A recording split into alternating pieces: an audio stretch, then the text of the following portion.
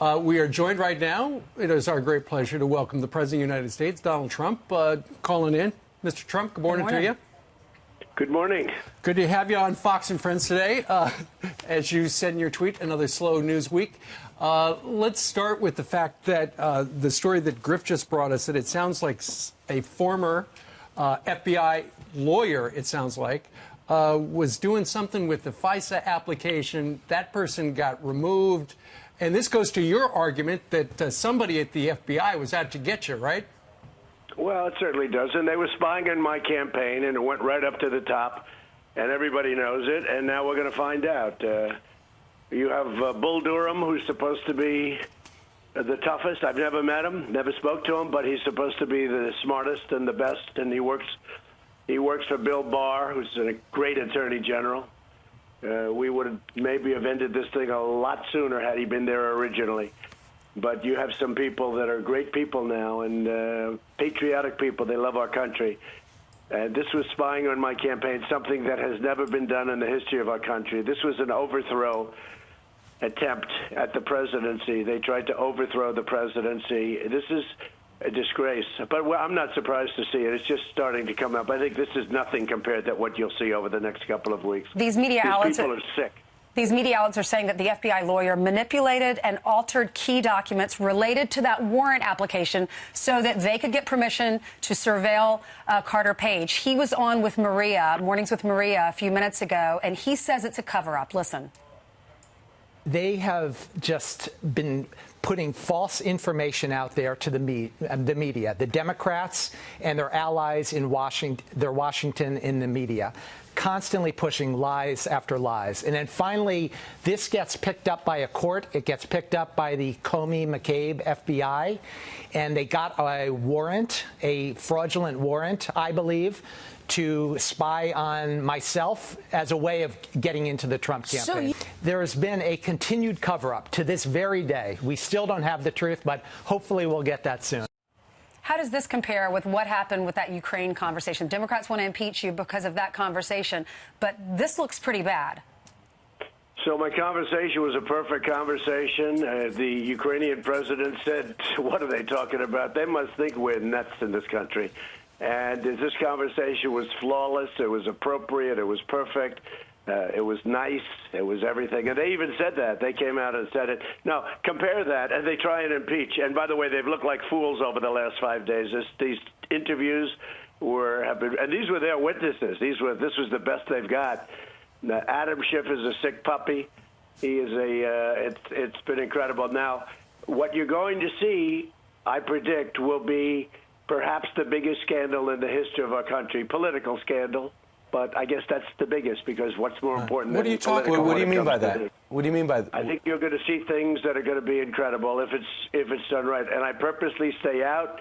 I tell Bill Barr to handle everything. I wouldn't have to. I could get very much involved, but I purposely don't. And I haven't. And you know what? It's better that way, I guess. I don't have any obligation legally to do that, but I've let them handle it. So you have a FISA report coming out, which the word is, it's historic. That's what the word is. That's what I hear. And if it's historic, you're going to see something. And then perhaps even more importantly, you have Durham coming out shortly thereafter. He's the U.S. attorney, and he's already announced it's criminal. And we'll see what happens. Mr. President, I'll tell you what, you have a lot of very, very bad people. And, you know, a lot of people say deep state. I don't like to use the word deep state. I just say they're really bad, sick people. Mr. President, you say it could be historic. You have suggested in the past that this might go much higher than the Department of Justice or the FBI during the Obama administration. Are you suggesting it could actually go up into the West Wing of the Obama when years? You're dealing at the highest levels of government. They were spying on my campaign. This is my opinion. I said it a long time ago. Remember when I put out a tweet and I talked about the wiretapping in quotes, meaning modern-day version of whatever wiretapping may be, and all hell broke loose. Well, how high did it go, Mr. President? How high did it go? Your opinion. I think, personally, I think it goes all the way, okay, because I think it's impossible. To Barack Obama. For Brennan and for Clapper and for all of these losers that you had over there, I think it's impossible for them to be doing things and let's see what it all says. But Right. it's impossible. Susan Rice, the person that worked at the United Nations, who went after FISA reports and went after reports like she ate them for lunch. And, you know, you look at the previous administration, they went after like a few, and she was getting them at levels that nobody's ever even imagined before, and it had nothing to do with her. No, I think this goes to the highest level. I hate to say it. I think it's a disgrace. They thought I was going to win, and they said, how could we stop him? They wrote up the phony fake dossier, the disgusting fake dossier, and they tried to have it put out prior to the election, just to show you how incompetent they were. They spent millions and millions of dollars. Hillary Clinton paid for it, and the Democrats. A lot of it had to do, they say, with Ukraine. But Mr. You know, President, it's very interesting. It's very interesting. They have the server, right, from the DNC, Democratic National Committee. Who has the server? Now, the FBI went in and they told them, get out of here. We're not giving it to you. They gave the server to CrowdStrike or whatever it's called, which is a company owned by a very wealthy Ukrainian. And I still want to see that server. You know, the FBI has never gotten that server. That's a big part of this whole thing. Why did they give it to a Ukrainian company? Are you sure they did that? Are you sure they gave it to Ukraine? Well, that's what the word is, and that's what I asked actually in my phone call, if you know. Right. I mean, I asked it very point blank because we're looking for corruption.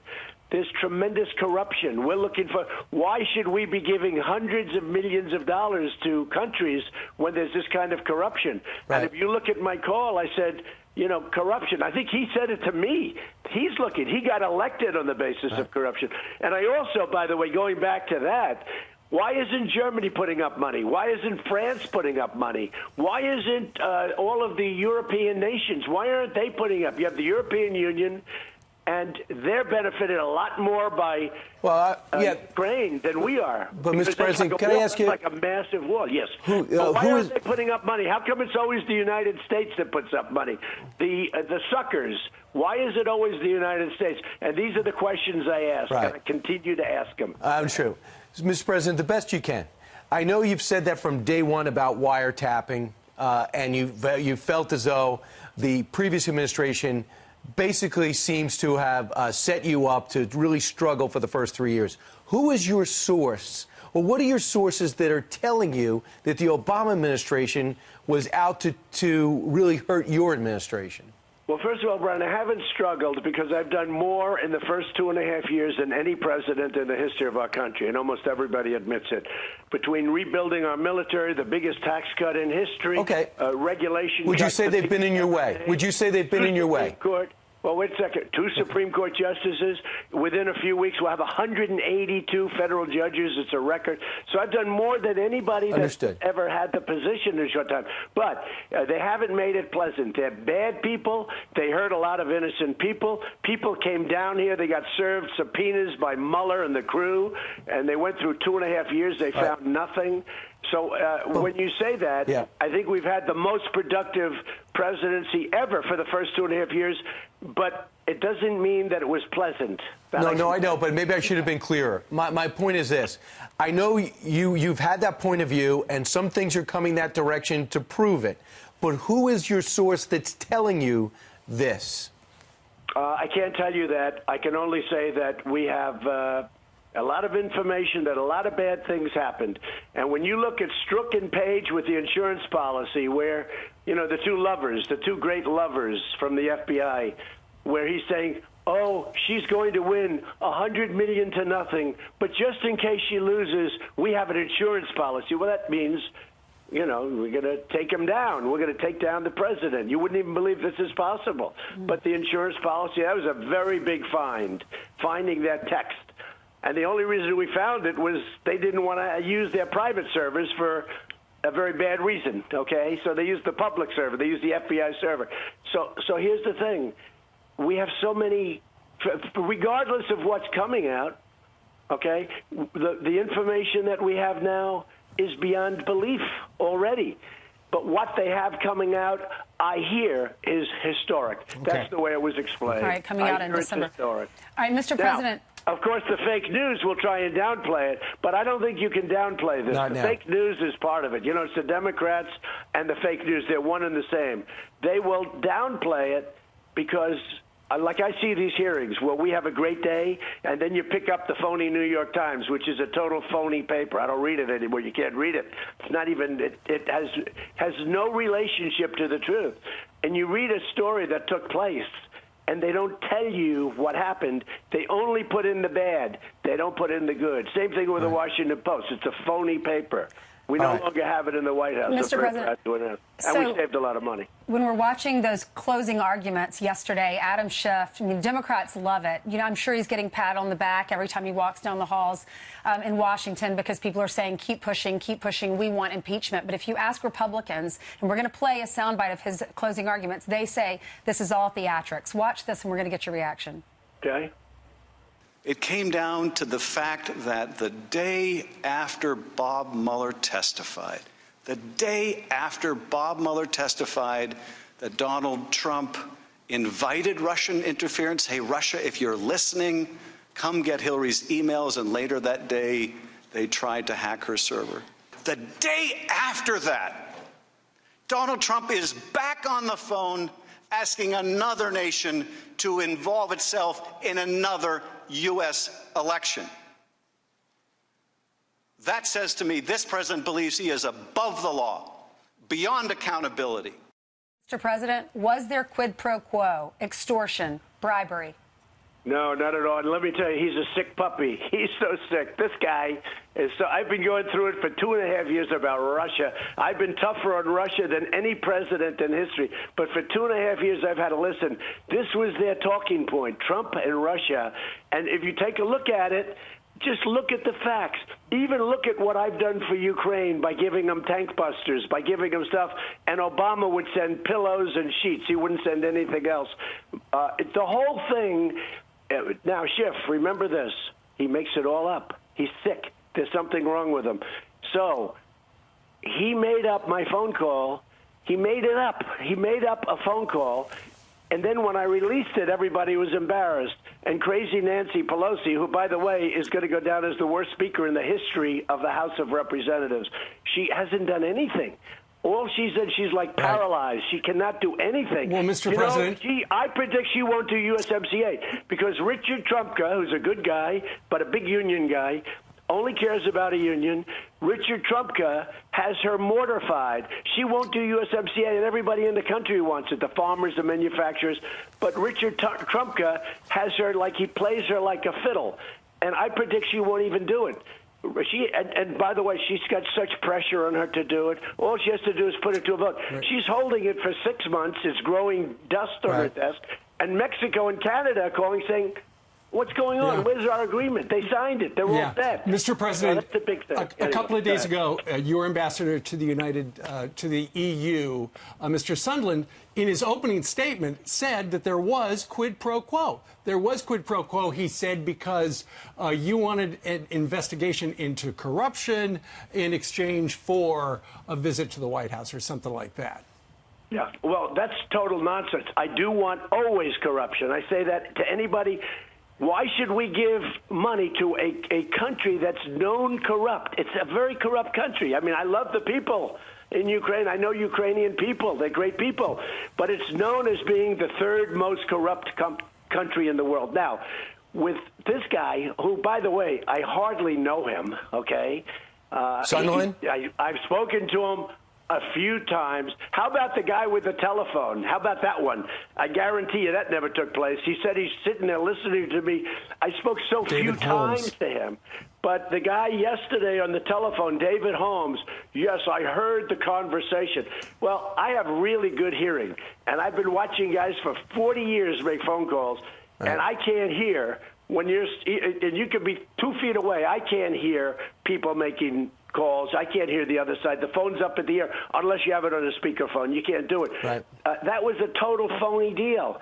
That was a phone. You know, again, call it deep state. Right, but Mr. President, call it anti-Trump people. Your ambassador said that there was quid pro quo because you wanted an investigation into corruption, but it involved Joe Biden and Hunter Biden. And then it becomes like, look, he's going after dirt on the Bidens because Joe Biden could be his opponent in 2020.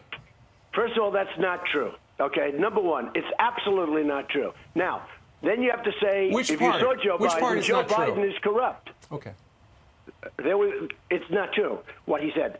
Now, what he said also is there was no quid pro quo. I want nothing. Remember, it was trending number one. I want nothing. He said that when he was questioned.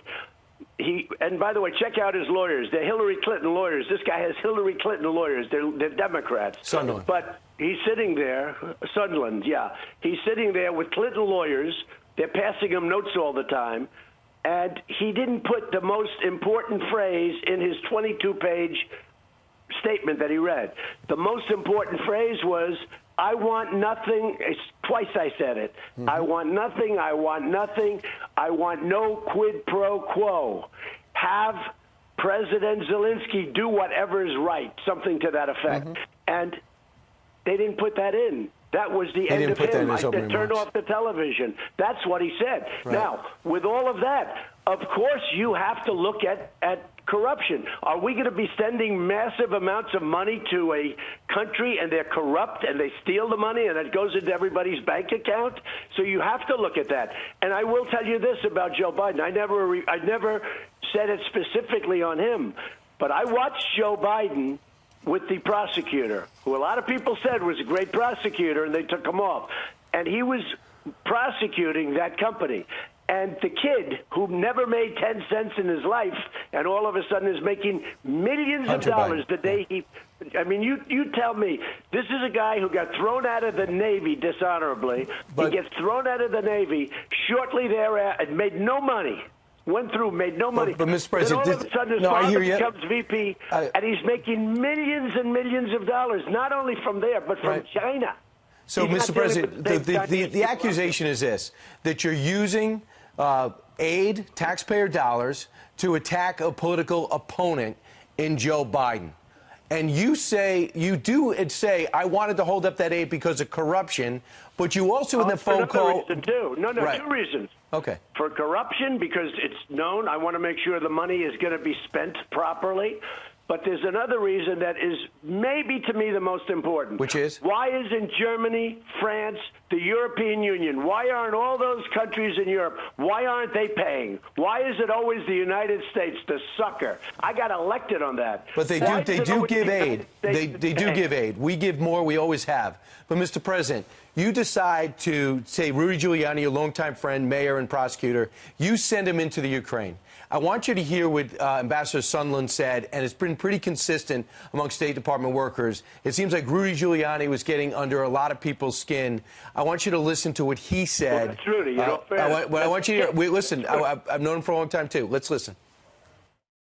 Secretary Perry, Ambassador Volker, and I worked with Mr. Rudy Giuliani on Ukraine matters at the express direction of the President of the United States. We did not want to work with Mr. Giuliani. We all understood that if we refused to work with Mr. Giuliani, we would lose a very important opportunity to cement relations between the United States and Ukraine. So why was it necessary to put Rudy in the middle of the Ukraine, a country he knew little about, as opposed to let the people do their jobs there and just give them the same mission? Okay, first of all, Volker, I don't know him. Don't know him. This guy, Sondland, hardly know him. I've had a couple of conversations with him. I see him hanging around, when I go to Europe. But he was really the European Union ambassador, and all of a sudden he's working on this, and, ask about that. Rick Perry, I know him very well. Frankly, I'd like Rick to make a statement, and Rick would make a statement. He's a great guy. I think he already made a statement. Great guy. Rudy is a great crime fighter.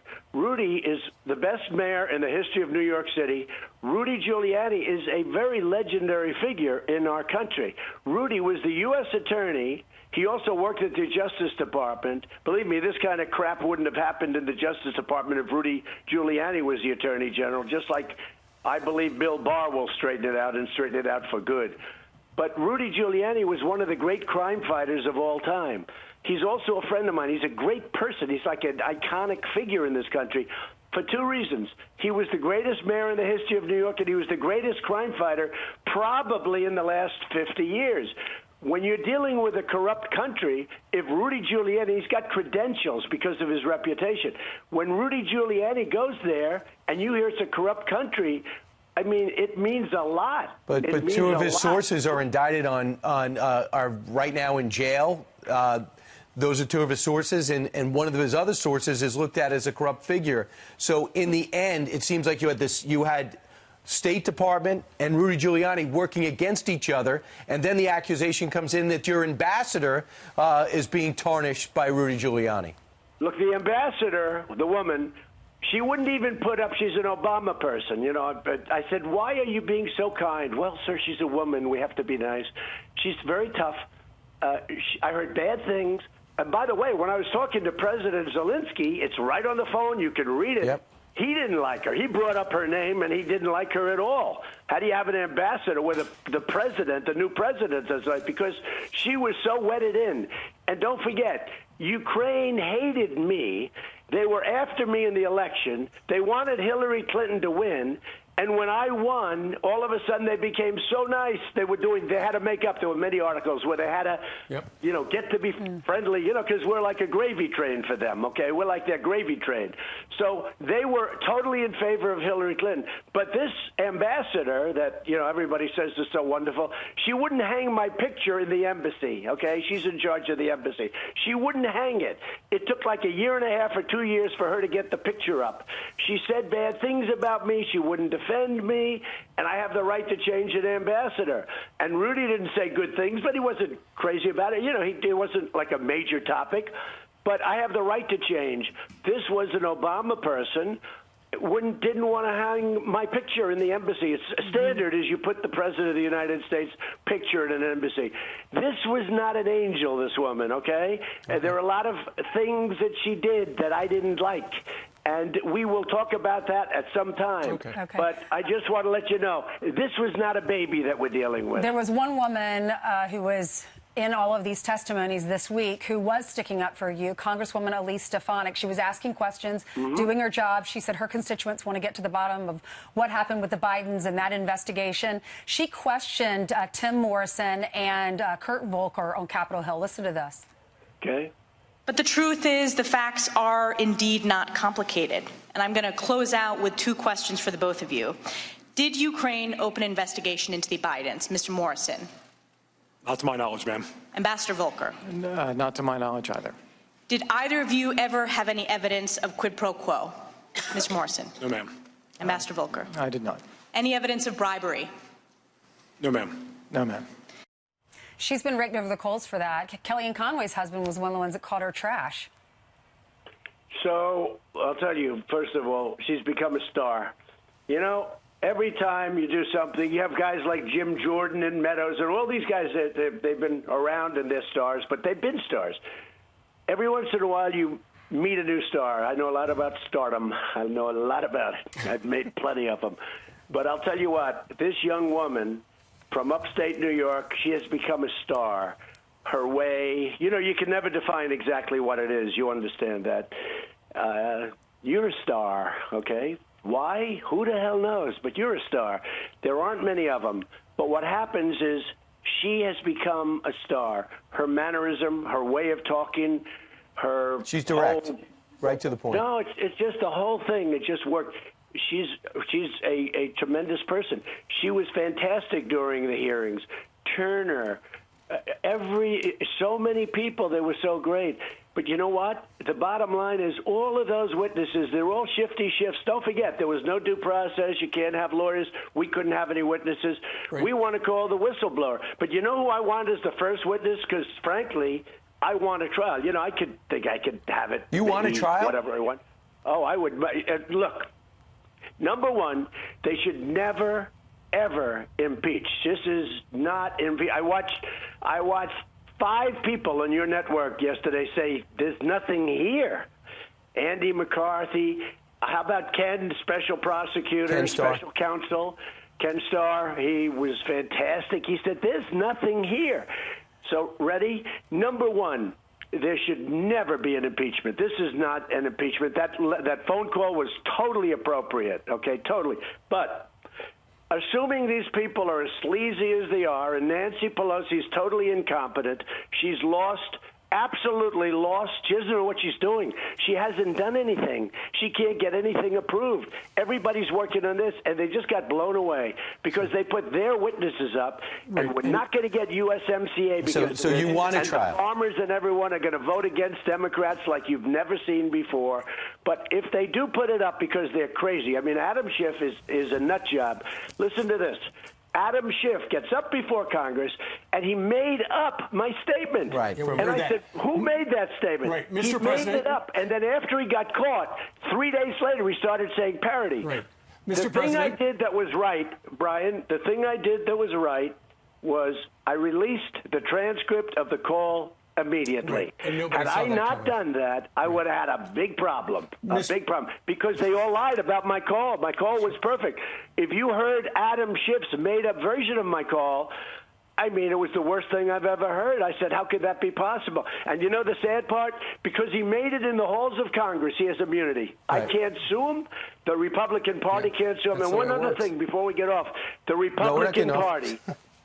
Oh, yeah, well, I know. We can keep this going all day, right? It's easy. But look, the Republican Party has never been more unified. Both the Senate and the House, Mitch, Lindsey, I could name 20 names up there.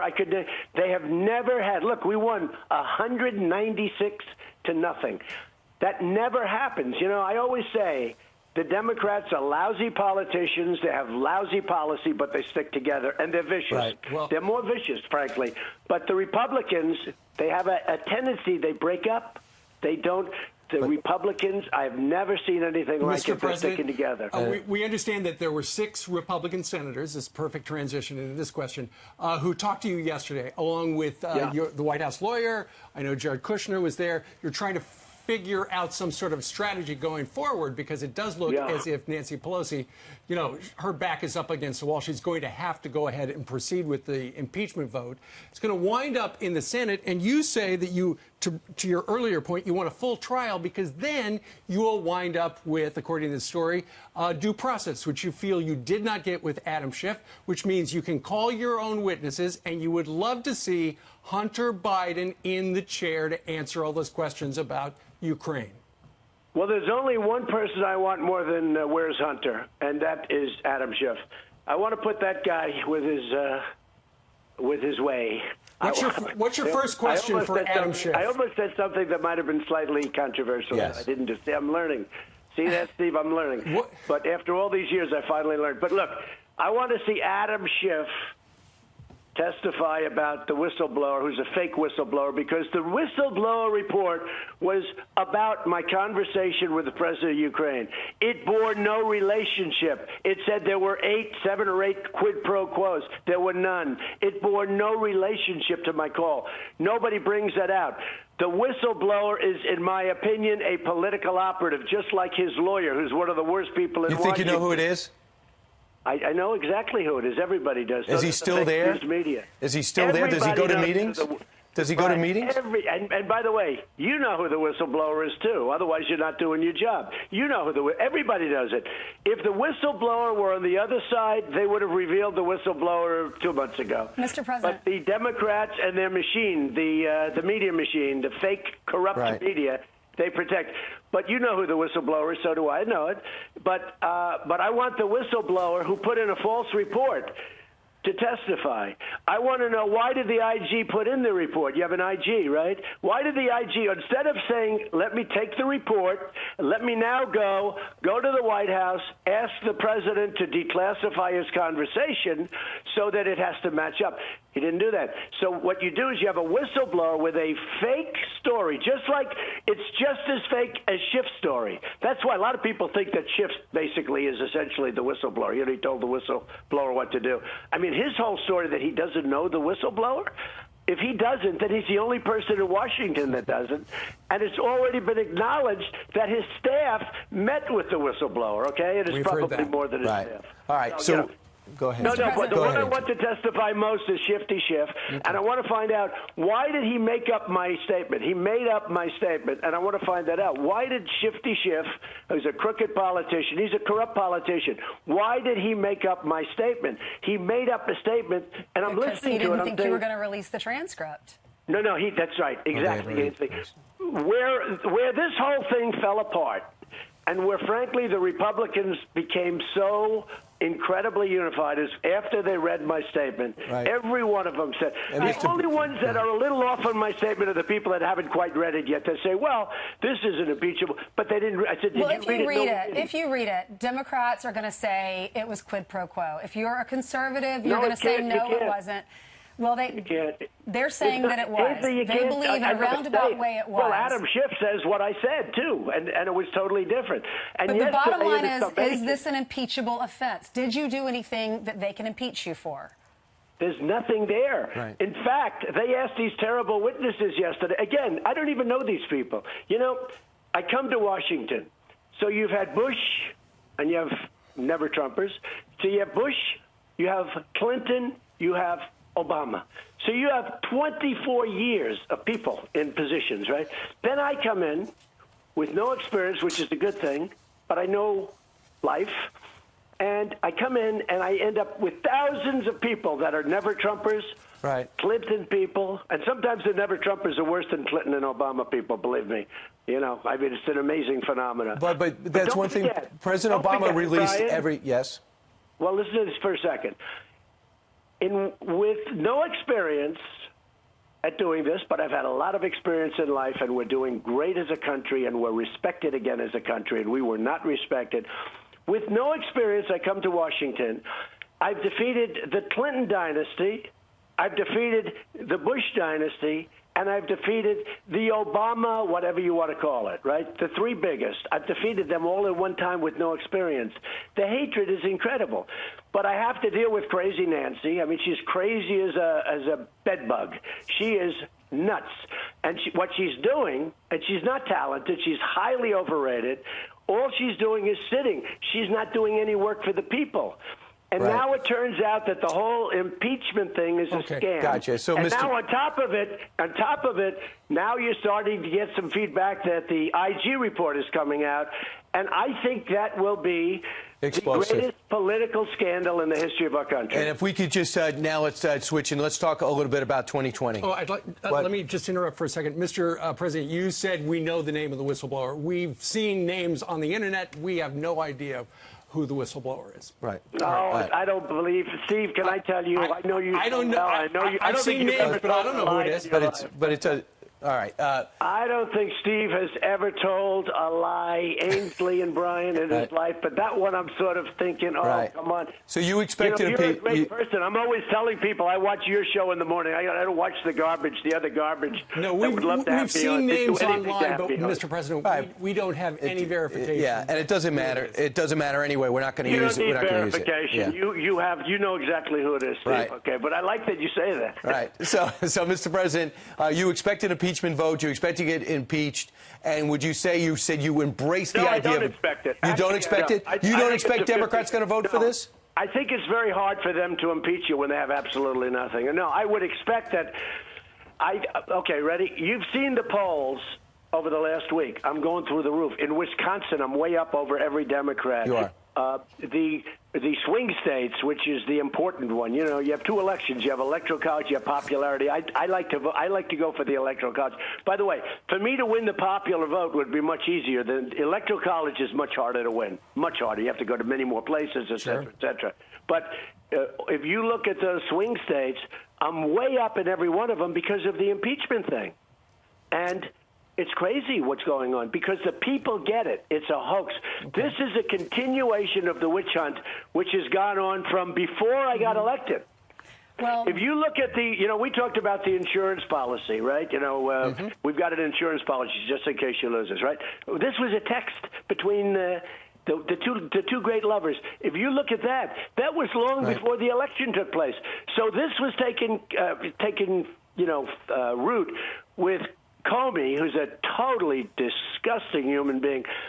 By the way, and if I didn't fire Comey, I would have been in some trouble right now. And maybe you should have done it right away. Because they were coming after But, Mr. me, President, and I wouldn't have known that he was a phony, Right. and that Strzok and Page and all of these people, McCabe, the whole gang of them, we wouldn't have been able to find it out. Turned out to be the best move I've ever made, firing Comey, because they were looking to take down the President of the United States. Yeah, he doesn't agree. John Bolton has just gone back on Twitter. His account was frozen for 2 months. Did you guys freeze his account? No, of course not. Of course not. No, I actually had a good relationship with John. We disagreed on some things and some methods, but I actually had a good relationship. Okay, No, I Mr. President, I let's didn't talk even know that. about 2020, because we saw the last Democratic debate and the ratings were really low. I don't know if that's an indication that it's too early or if people are not interested in these candidates, and maybe that's why some of these other guys are talking about jumping into the race. Elizabeth Warren says she's going to use tax dollars to take down your border wall. Listen to this. Would you ask taxpayers to pay to take down any part of the wall on the nation's southern border? If there are parts of the wall that are not useful in our defense, of course we should do it. The real point here is that we need to stop this man-made crisis at the border. Trump is the one who has created this crisis. Tom Honan said the reason that the numbers are down is because of the wall. What do you say? Absolutely. We've built almost 100 miles of wall. It's going up fast. Army Corps of Engineers is doing it. We have the funding. I took it out of the military. You know, I've rebuilt the military. That's another thing we've done, which was when I took it over. And we defeated ISIS. We took the caliphate. We just took out al-Baghdadi. I don't want it. I don't want it, frankly, but if Obama did al-Baghdadi, the biggest terrorist in the last 100 years, if Obama did it, it would be a 2-year story. With me, I got a day. Not that it matters, but it was a tremendous thing. We defeated him. But let me just tell you about the wall. Without the wall, and Tom Homan's a great guy, without the wall, it would be a disaster. Absolutely. And if she took down the wall, you need the wall. You know, they want to have drones. They want to have drones flying around up and down and, you know, this and that. It's all just a waste of money, other than we have drones flying to see if anybody's trying to break through the wall. Because if you have a bulldozer or if you have heavy blowtorches and things, you know, you can break through. We have the wall is electrified so that if anyone touches it, we know exactly what's happening. We can get there within minutes. No, we built You electrified the wall? We're building a fantastic wall, and without the wall, now, it just means she's going to lose. Because one of the issues that I won on last time was border security, and you see where the numbers are. Now, until I got the wall built, I got Mexico because we're not allowed. Very simply, we have loopholes, and they're called loopholes for a reason, because they're loopholes. I could end those loopholes in 15 minutes with crazy Nancy Pelosi and Schumer. I could end them in 15 minutes, but they don't want to meet about them because they like trouble. Because the more trouble we have, they don't care about the country. The more trouble they have, the better it is for them. They think the worse it is for me. So I got the wall built despite them fighting me. I got so much money for them, for the military. The one thing they wouldn't give you money for is the wall because they thought that was a very good thing politically. If you don't have a wall, we don't have a country. If we don't have a border, we don't have a country. Mr. President, right now, Elizabeth Warren wants to take it down. Who do you think right now is likely to be your opponent? Mayor Pete is evidently moving up in the early states. Joe Biden wins most national polls. Elizabeth Warren is still among the leaders. Who do you think it's going to be? Well, I don't know if Joe can make it mentally. He's off. There's no question about it. So I don't know if he's going to make it mentally. If he can get through it, you know, without cracking up, which is a real question. I mean, many people have asked it. Maybe him. You know, don't forget, people have seen his name for a long time. But Pete is, you know, I call him Alfred E. Newman. To me, he reminds me of Mad Magazine Alfred E. Newman. I don't see him. I don't see him dealing with President Xi. I don't see him dealing with Kim Jong-un. I just don't see it. But maybe he is. I mean, look, I wouldn't mind running against any of them. So I would say maybe Biden has the advantage. I think Pocahontas has come up from the embers. I hit her too early. I came up with this name that seems to have stuck very nicely. Bloomberg? But they don't use it. I don't see him. I know him pretty well. He finished very weak in New York. He starts with, telling you what you can drink, what you can do, No, I don't see it. He's desperately, I'm sure he's going to run. He is going to spend He's got the money to put on a great campaign. I don't see it. Yeah, I think his time has come and gone. Gotcha. It would be hard to believe a New York real estate developer or a billionaire could ever be president. Mr. President, just kidding. You know, the stock market hit another record this past week. Clearly, that is your strong suit going into the 2020 because, you know, you look at the polls, people feel better about their money situation right now. Right. Going forward toward November of next year, how are you going to make sure everybody understands what you have been able to do over the last, 4 years? By talking to you. That's all I have to do. Everyone's listening right now. Nobody's listening to any other show. But look, strong suit. My strong suit is I rebuilt the military, the vet. For years, you would turn on your television, and every night you'd see a story about the vets and how badly they're being treated, and it's a horror show. You don't hear that anymore. I got Veterans Choice. That means they can go see a doctor if they have to wait online. They go see a doctor, we pay the bill. It's unbelievable what happened. I have veterans accountability. You couldn't fire. For 50 years they've been trying to get it. You couldn't fire because there were union and civil service. So if you had somebody beating up vets, stealing from the VA, you couldn't fire them for any reason. That's certainly something to run on, and they are appreciative. On the economy, no, I got that. President Xi... But listen, rebuilding the military, all of the things I've done. Plus, we've had peace. You know, we're pulling way down in Afghanistan. We're working on an agreement now with the Taliban. Let's see what happens. The last time I was supposed to have an agreement, and they thought when they came over, they thought it would be good to kill people so they could, you know, negotiate from a position of strength. They killed 12 people in order to show they're tough guys, and I canceled the meeting. I said, that's not what we're dealing with. Anyway, I'm pulling back. I just pulled out of Syria, except I kept the oil, if it was okay you have with 600 guys there, right? Real quick, President Xi has just said this. We want to work for a phase one agreement on the basis of mutual respect and equality with the United States. Where are you at? You were kind of down on a deal, and the market kind of dipped on this. Where do you stand right now with the trade deal with China? Very good. We have a deal potentially very close. He wants to make it much more than I want to make it. I'm not anxious to make it. We're taking in hundreds of billions of dollars in tariffs. We never took in 10 cents. We are not paying like, you know, they fed the line, you know, the media fed the line about us paying. Now, normally you would pay for tariffs, but China... But you heard what he just said, Mr. President. He wants to do a deal. I very rarely see that. We want to work out a phase one agreement. I didn't like his word equality because we started off so low. We've lost $500 billion a year for many, many years. We've rebuilt China, and I give them a lot of credit. The ones I don't give credit are our past presidents, and especially the last one with his crummy vice president. China took us to the cleaners. He didn't even know that. Biden in the first debate said, oh, these are wonderful people. Sure, they're wonderful people. We're giving them $500 billion a year, $500 billion.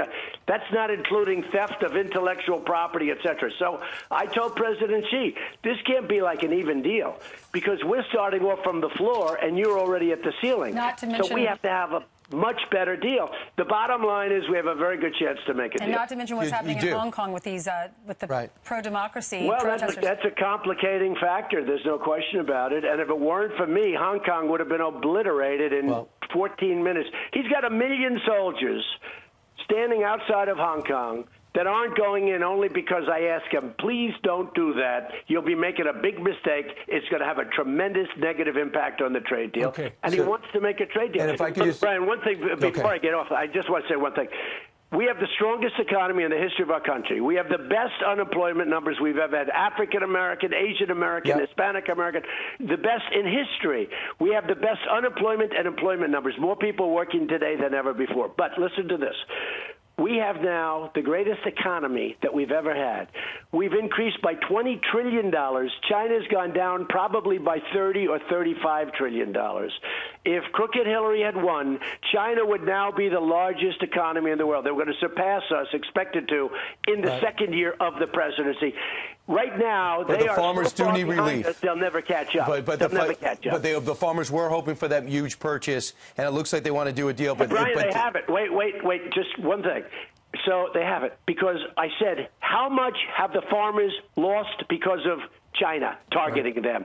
Sir, $16 billion and $12 billion the previous year. I gave them $12 billion out of the tariffs, had tens of billions left over, and I gave them $16 billion out of the tariffs and had tens of billions left over, goes into the Treasury. Brian, our farmers are doing great. Right. And now we just signed a deal with Japan, $40 billion they're buying from the farmers. We just signed a deal with South Korea, a tremendous deal. We're making tremendous deals. But you have to understand, these deals with China, they've been taking advantage of us for 25 years. It's hard for them to understand it's not going to happen anymore.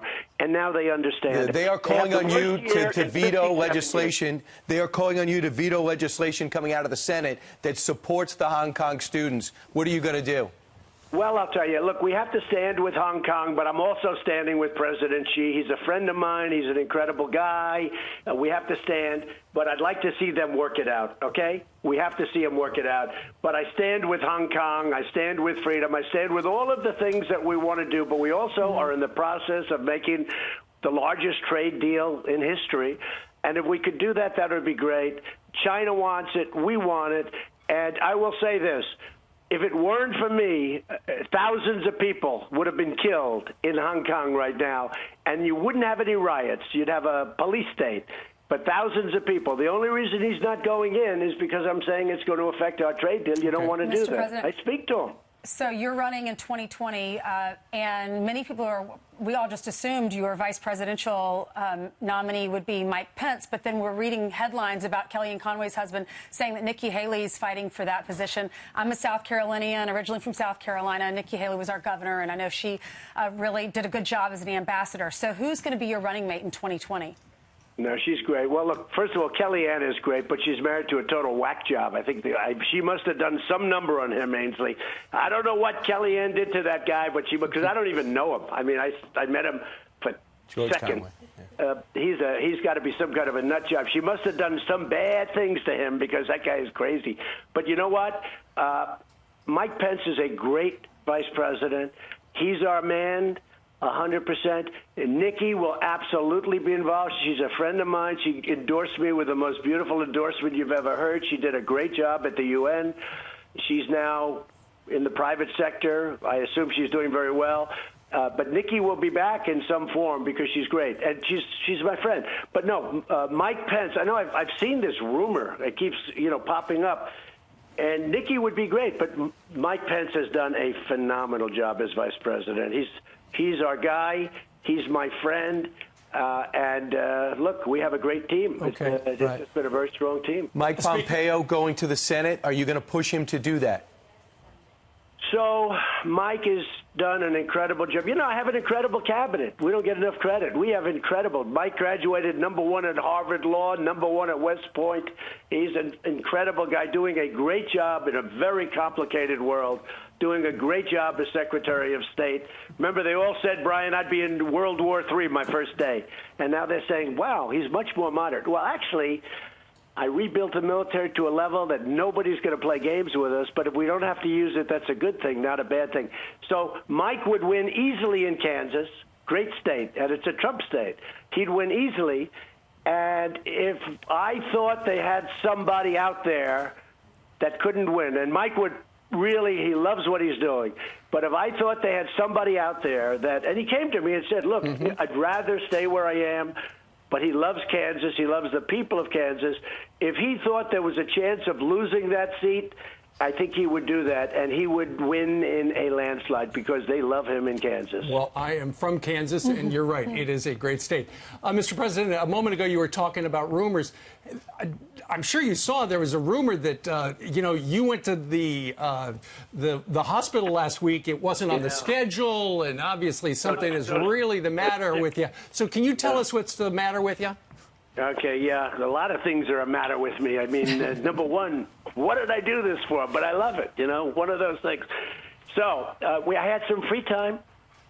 My doctor calls. He said, would you like to do something? Because I'm going to be slightly busy in 2020 in January and February, especially if Crazy Nancy does something that nobody ever would even think of doing. So I'll be busy interviewing Biden, watching the interviews of Shifty Shift and why he made up all of this stuff and why he made up my statements. So the doctor called, sir, would you like to go out? Because I had 3 hours. would you like to go out to Walter Reed and do your first part of the physical? Right. I said, yeah, go ahead, let's go. So we go out. I go there. I meet with parents. One in particular, I meet with the wife and family of a young soldier who was being operated on, lost his arm and lost a leg, horrible thing. And I spent time with them. Anyway, I do a very routine part of the physical, get in the car, come back. On the way back, I'm hearing that I'm in the hospital. And by the way, just so you know, like literally many cars go. It's not like, and they have a press van following. You know, when I go, I'd love to be able to go like the old days where I get in the car, close the doors, lock them up, and drive, right? That doesn't happen anymore. It's a little different life. But we have a press van. You know how that works. And so we drive out to Walter Reed, greatest doctors, greatest everything, greatest place you've ever seen what they can do. So I start my physical, go see the soldiers, go see the families, did a little tour of the building, then get back in. On the way back, I'm hearing rumors that I'm in the hospital. Then I'm hearing rumors that I had chest pains. Then I'm hearing rumors that I had a massive heart attack. Then I'm hearing rumors that I'm not coming back. I'm staying at Walter Reed overnight and maybe for a long time. And I come home and my wife says, darling, are you okay? I say, okay from what? They say, they have it down. CNN, mostly CNN, but that stupid MSNBC, which is just as bad. Can you imagine? I made them so much money on The Apprentice, and that's the way. But anyway, those two. And so they started a false narrative. All right. And it was this. So the doctor gets on. He said, no, it didn't matter. No matter what we told them, they were going with it. So your health is, Mr. President, your health is fine. Well, let me tell you this. I just got back from Austin, Texas, where I was with Tim Cook. He's going to be building a $1 billion facility to make whatever he makes. You know, that's Apple. And he's going to build this incredible facility. We toured another facility where they make the Mac Pro, which is phenomenal, which was opening. The reason it opened that day, they're making all of the Mac Pros all over the world. They're making them right in Austin, Texas. I left early, I got home very late, and I did many things in between. And I was sort of joking to some of the people. I said, hey, that's not bad considering these people had me all washed up and finished in a hospital, and I just get back from a 14-hour day. No, it's a disgrace. Let me just tell you what it really is. It's fake, disgusting news. I'll let you know. You know what? Nothing wrong if you're not feeling well. I have right, but it wasn't on your schedule, and so people thought, oh, there must be something. No, because the doctor said, sir, I'm not blaming that, but get a phase done. Would you like to go in and knock off half of your physical? I said, you know what? That's not a bad idea because I had 3 hours. So, Mr. President, between that and watching a football game that I didn't want to watch I had 3 free hours. All right. And he said, would you like to do it? So here's the thing. It's so disgusting what they do because they knew it wasn't true. Right. They went with it. After we certified with medical people, we had 3 medical people call them up, say it's not true. They went with it anyway. You couldn't kill the story because they're bad people. It's fake, corrupt news. Well, Mr. President, mostly. I think it does good for your health. I'm not a doctor, but if I was writing a prescription, calling in every week to update the country about what's happening might be good for your health. That's something to consider. Well, you have the phone number. Well, you know that I've been doing it for years with your group. With your group, I've been doing it for years. It's a stress release. If it was up to me, and it is up to me, and we'll do it more often, but I have a lot of fun doing it. And you know what? The nice part, we get the true word out. And here's the true word. Our country is doing great. We're respected again. Our military is strong. We have the #1 economy in the world by far, and China's never going to catch us as long as we have a smart person where I am. They'll never catch us. They've had the worst year they've had in 57 years, and we've had the best year we've ever had by far. So it's good. I get the word out on your show. I love your show. Thank you so much, Mr. President, for being with us. President Trump, thanks so much. Thank you. All right. Goodbye.